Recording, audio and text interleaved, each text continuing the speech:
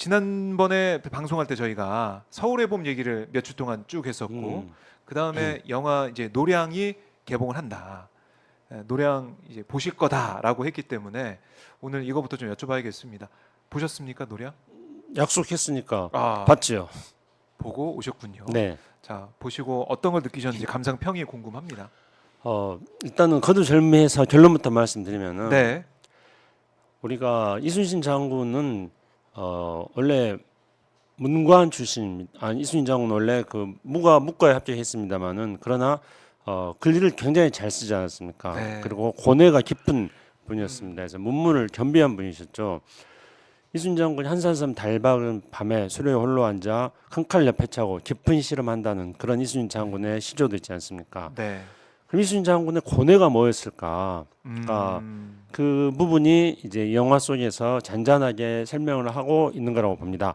많은 분들은 그 전투씬 해전의 전투씬을 그 명장면으로 손을 꼽습니다. 아, 예. 실제로 그 노량해전은 그 전투에 참여한 함선의 규모만 하더라도 뭐 1,000척이 넘으려나요? 하여튼 수많은 함선들이 참여했기 때문에 아마도 1차 대전 이전까지 동아시아에서 벌어진 가장 큰 전투였다 이렇게 볼 수도 있습니다. 네. 그리고 원래 이제 이순신 장군이 우리가 영화를 보면은 해전에서 우리 그 포를 이용해 가지고 멀리서 먼저 포를 쏘고 그래서 일본 외선들을 전부 다 격침시키고 그래서 아군의 피해는 없고 네. 대체적으로 이런 방식으로 이순신 장군은 해전을 임했습니다.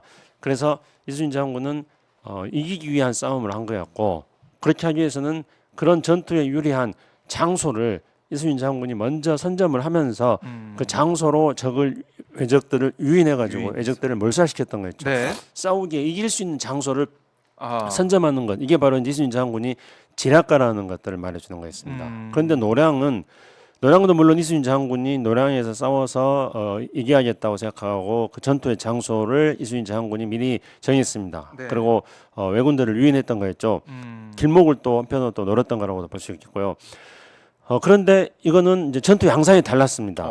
그러니까 달랐습니까? 멀리서 이제 한 포를 쏘고 네. 그래서 외선들을 격침시키는 이런 방식이라보다는 이제 퇴각하는 일본군과 맞서 싸워야 되기 때문에 일종의 그 난장판이었다 그럴까요? 그러니까 난전이었죠. 그냥 막 배와 배가 서로 얽혀가지고 충돌을 하고 그래서 사망자도 많이 생겼습니다. 네. 그런 것들을 그래서 그 전투에서 많은 사망자가 생겼기 때문에 이순신 장군도 그리고 명나라 장수들도 그 전투에서 사망할 수밖에 없었던 하나의 배경이 되는 것입니다. 그래서 그 전투 장면을 잘 웅장하게 잘 묘사를 한 것이 많은 사람들이 손에 꼽는 명장면으로 이야기하고 있습니다. 네. 제가 결론부터 이야기했다고 해놓고 결론이 너무 길어졌네요. 이거는 제가 말씀드리고자 하는 건 이순신 장군의 고뇌입니다. 이순신 장군은 노량에서 무슨 고뇌를 했을 것인가 하는 점입니다. 궁금하지 않으세요? 궁금합니다. 예, 예. 이순신 장군은 이제 사방에서 그 왜군들은 이미 이제 퇴각을 하기 결심하고 물러납니다. 빨리 이제 도망가고 그렇죠. 싶었던 거죠. 네, 빨리 도망가려고 했던 거였죠. 네. 왜냐하면은 전쟁을 일으켰던 토요토미 히데요시가 갑작스럽게 사망을 하고 그리고 영화의 시작은 바로 토요토미 히데요시가 죽으면서 조선에 쳐들어간 일군 병사들을 철수시켜라 하고 하는 장면에서부터 시작합니다. 네. 그래서 이제 전부 철수를 하는 거예요.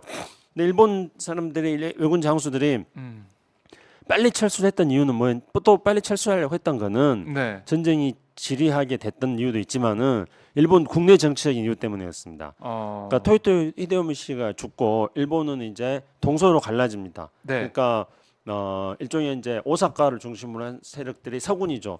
근데 토요토미 히데요시의 아들 토요토미 히데요리를 그 후계자로 세우는 그 토요토미 히데요시의 요원이었습니다. 네. 이 세력들은 이제 일종의 서군이었고요. 그리고 이제 동군은 나중에 이제 독국과 막부를 세운 독국과 이에야스를 중심으로 예. 해서 지금의 이제 도쿄를 중심으로 한 그 세력들이었습니다. 이 세력들이 서로 이제 토요토미 히데요시가 죽고 나서 서로 간에 권력 투쟁을 했던 거였죠. 그래서 빨리 돌아가 가지고 그러니까 이제 거기에 나오는 일본 그 장수들이 전부 다 빨리 돌아가서 그래서 동군편에서든 서군편에서든 빨리 좀 참전을 해야 되는 그런 배경도 있었습니다. 그렇기 때문에 이제 빨리 철수를 하려는 거죠. 근데 이 빨리 철수를 하려고 하는데 이 왜군 장수들이 이제 명나라 장수들하고 그리고 조선의 조정들 조정에 뇌물을 쓰고 가전 노비를 합니다. 그렇게 노비를 해가지고 철군하는 퇴각하는 일본군의 안위를 보장해주는 그런 노비를 한 겁니다. 이게 예. 일정에 먹혀 들어갔습니다. 하하. 이 일정에 먹혀 들어가니까 이제 조정에서도 이순신한테 뭐 이제 퇴각하는 그런 일본군과 맞서 싸우는 그런 것들에 대해서 종용을 하지 않습니다. 아. 그리고 명나라 장수 거기서 이제 진린으로 명나라 그 수군 제독인데 네. 진리는 이제 이순신과 계속 갈등을 마찰을 이제 불러일으킵니다. 왜 그러냐면은 진리는 그냥 보내자는 거예요. 네. 근데 진리의 이야기도 전혀 터무니없는 이야기는 아닙니다. 왜냐하면 명나라 입장에서 본다면은 굳이 뭐 그렇죠. 이제 네, 필요 물러나는데, 없다. 예, 자꾸 명나라 군인들 뭐 원정 나왔잖아요. 빨리 그런데 가고 싶죠. 그렇죠, 빨리 가고 네, 싶고 네. 가급적이면 피 안 흘리고 싶은 거죠. 음. 근데 이순신의 생각은 달랐던 겁니다. 음. 여기서 이순신의 고뇌가 시작된 거예요. 아. 이순신은 이들을 바로 돌려보내면, 그러니까 조선을 침략하고 영토를 우리 그 백성들을 살육한 네. 영토를 용역한 그런 음. 왜군들인데 이들을 그냥 내 보내주면은 그러면 이들이 다시 또 쳐들어올 수 있지 않습니까? 그렇기 때문에 이제 이순신은 완전한 승리를 꿈꿉니다. 그 영화에서도 이순신이 완전한 승리를 해야겠다. 그렇게 하면서 퇴각하는 일본군을 몰살시키려는 그런 계획을 세우고 그 장소로 노랑 앞바다를 선정했던 겁니다. 아. 그러니까 명나라는 당시 작전 통제권을 가지고 있었고 조명연합군의 사령관은 사실상은 명나라의 진린 제독이었습니다. 근데 이순신 네. 장군은 일본군과 맞서 싸우는데 이걸 반대하는 명나라의 진린 제독한테 그러면은 조명연합군 깨버리겠다. 그리고 나는 왜군 물러나는 거 용서하지 않겠다 이런 겁니다. 네. 근데 조정에서도 또 계속 그렇게 이야기하고 또 일본군의 고니시 유키나와라고 이제 거기에 나오는 사람입니다. 이 순천성을 점령하고 있었던 사람인데 고니시 유키나와는 또 노비의 귀재입니다. 아, 그래 그래요? 고니시 유키나와가 막 노비를 해가지고 네. 온갖 그 주변에서 전부 퇴각을 허용하라는 그런 소리로 가득 찹니다. 그래서 이제 거기서부터 이순신의 고뇌가 시작되었던 것입니다. 그렇군요. 아, 네. 그런 전후 사정이 있었다. 네. 이순신 장군의 음, 고뇌가 어떻게 보면 이 영화 노량의 네. 중요한 포인트였다 이렇게 말씀해주고 계시네요. 그렇죠. 근데 네. 거기서 이제 역사가 참 아이러니한 게요. 거기서 이제 물론 이제 이 왜군들 중에서 이순신 장군하고 대립하는 세력으로 나온 사람들이 이제 금방 말했던 그 코니시 유키나와하고 그 다음에 또 한 사람이 시마즈라는 일본 장소가 있습니다. 네. 시마즈가 이제 이순신 장군하고 완전히 그 척진 사람인데 대립각이 있는 사람입니다. 근데 네. 시마즈는 바로 명량 얼마 전에 이제 그 명량해전이 이제 이순신 장군이 13척의 배를 가지고 싸우지 않았습니까? 근데 왜 조선 수군이 그렇게 몰락했냐면은 그때 원균이 7천량 전투에서 수백 척의 조선 수군을 가지고 시마즈한테 전부 먹잇감으로 줘버렸습니다. 완전 몰살돼 버렸어요.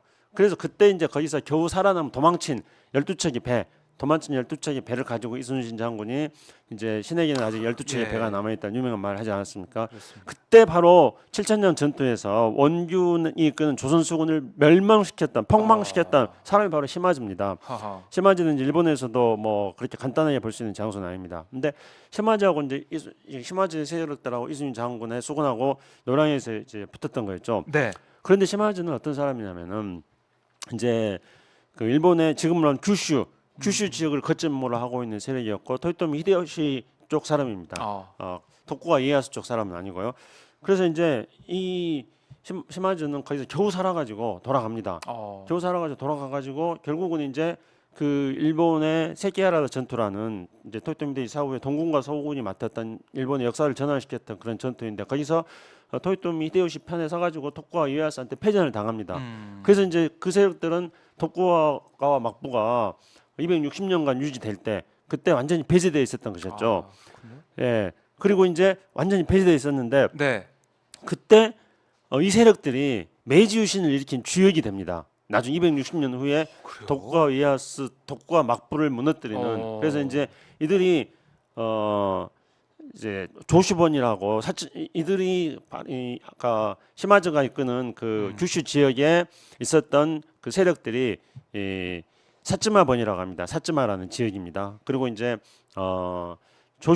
조슈번이라고 지금의 이제 시모노세키 일대에 있는 네. 그 세력이 이제 조슈번인데 사츠마번하고 조슈번하고 연합해가지고 그렇게 해가지고 중요한 거는 260년간 유지되었던 도쿠가 이에야스의 막부를 무너뜨립니다. 그리고 그들이 메이지 유신을 일으킵니다. 그러니까 이제 여기서 우리하고 별로 관계 없는 것 같죠. 근데 이 네. 메이지 유신을 일으켜 가지고 이들이 다시 첫 번째 한 게 뭡니까? 우리 대동아 공영권을 이야기하면서 정한론을 이야기하면서 우리 다시 또 조선을 쳐들어왔잖아요. 쳐들어오게 이들이 되네요. 예. 그래서 이제 결국은 이순신 장군이 그때 이들을 이 일본 왜군들의 시마저가 이끄는 왜군들을 몰살시켜야겠다고 생각했던 거는 일본의 재침을 막기 위한 거였습니다. 아. 그래서 실제로 이순신 장군의 전략은 성공을 했습니다. 이순신 장군은 자기 목숨을 바쳐가지고 네. 퇴각하는 일본들에게 치명적인 타격을 줬습니다. 그래서 도쿠가 그동안, 이에야스가 예. 성공, 도쿠가 이에야스가 그 다음에 이제 그 권력을 잡잖아요. 도쿠가 막부가 열립니다. 이 도쿠가 막부가 열렸을 때 260년간 도쿠가 막부는 조선하고 평화롭게 지냈습니다. 아하. 이들이 조선하고 평화롭게 지낸 거는 물론 그 도쿠가 이에야스의 노선도 있겠지만 그때 정치 철학도 있겠지만은 또 임진왜란 때 특히 명랑에서 아주 호되게 당하지 않았습니까 임진 장군한테. 그래서 네.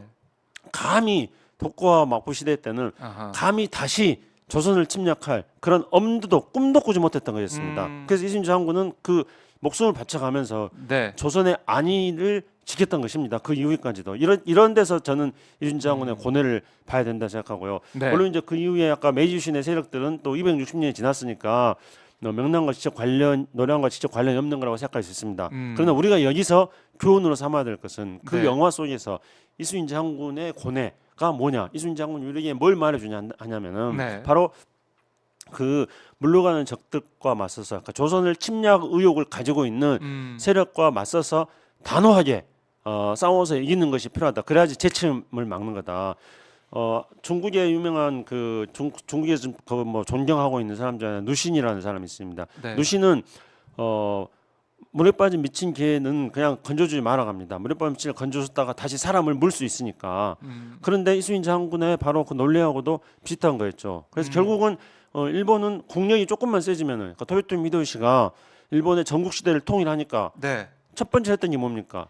정명가도 명나라를 치기 위해서 조선은 길을 비켜라. 그러면서 조선을 침략해왔습니다. 네. 그로부터 이제 260년 그 일본에서는 가장 평화로운 에도 막부 시대였습니다. 도쿠가와 막부 시대였고 그 도쿠가와 막부 시대가 끝나고 메이지 유신을 통해 가지고 일본이 근대화에 성공합니다. 네. 그러니까 일본이 탄 게 뭐였습니까? 다시 이번에는 정한론 한국을 쳐들어가고 천황 밑에 아시아를 평화롭게 만들겠다는 이유로 대동아 공영권을 내세우고 아시아를 침략 전쟁을 일으켰던 거였습니다. 그러니까 이런 역사적 사실에 대해서 우리가 직시하는 것 이것이 바로 이순신 장군의 고뇌가 오늘날 우리들에게 말해주고 있는 교훈이다 이렇게 생각하고 있습니다.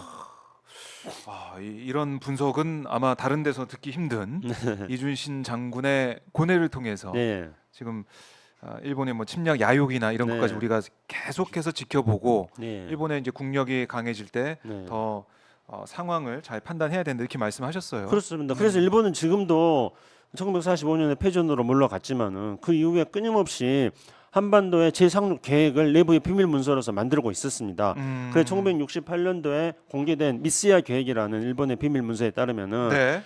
한국에 거주하고 있는 그 일본인들을 구출하기 위해서 유사시에 일본군이 단계적으로 한국에 자유대 한국에 상륙한다는 거였습니다. 그리고 일본은 지금도 독도에 대한 침략 야욕을 버리지 않고 있습니다. 그러니까요. 예, 그리고 일본은 지금도 일본의 미 가이드라인을 네. 계속적으로 개정해 나가면서 한반도 유사시에 일본군이 상륙할 수 있는 것들을 계속적으로 명문화시키고 있습니다. 그리고 북한에 쳐들어가 있다는 거 아닙니까? 한국이 동의 없이 북한에 쳐들어가 있다 이렇게 이야기하는 것이고요. 그래서 일본은 지금 이순신 장군이 걱정했던 것처럼 재침의 야욕을 포기하지 않고 있습니다. 우리는 일본과 가까운 나라이기 때문에 경제적으로 교류하고 네. 일본과 문화적으로 협력하고 가까운 이웃으로 사이좋게 지내야 됩니다. 하지만 또 한편으로는 일본이 그런 침략 야욕을 가지고 있다는 것에 대해서는 한시라도 우리는 경계를 지어서는 안 됩니다. 독도에 대한 침략 야욕을 가지고 있다는 것, 일본의 자위대의 활동 범위가 한반도로까지 넓혀지고 있다는 것들을 우리는 또 잊지 말아야 되는 것입니다. 그런데 지금 우리 국방부 지금 뭐 하고 있습니까? 신원식 장관 같은 경우에는 네. 독도를 분쟁 지역이라고 그 국방부에서 무슨 정신교육 네. 지침에다 그렇게 말했는데 교재. 그게 뭐 신원식 장관의 원래 생각이라고 그런 또 보도가 났습니다. 그래서 이거는 뭐냐면은 우리 영토를 우리가 지키고 있는 우리 영토를 일본과의 분쟁 지역이라고 함으로써 이거는 자칫하면은 독도를 침략하는 일본의 야심을 불태워주는 행동을 하는 겁니다. 일본 입장에서 본다면 독도 다시 침략하려고 하는데 한국의 국방부 장관이 뭐 독도에 대해서 지키려는 네. 의지가 없구나 그렇게 생각하는 거지 않습니까? 그러니까요. 그러니까 이순신 장군은 지금 이런 것들을 경고를 하고 있는 겁니다. 음, 영화 노량을 보면서 우리의 현실을 지켜봐야 되는 것입니다. 네.